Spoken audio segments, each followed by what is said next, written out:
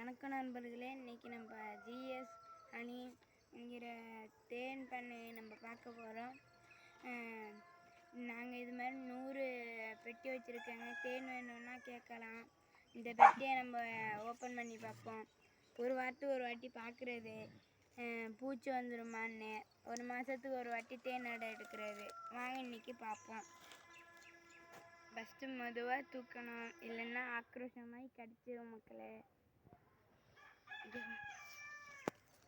இந்த எல்லாம் சோம்பலாக தான் இருக்குது, ஆக்ரோஷமாக இல்லை மக்களே.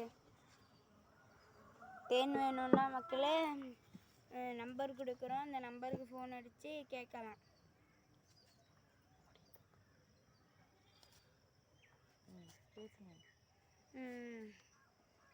இது மாதிரி நாங்கள் நெல்லி மரம்லாம் வச்சுருக்கோம்.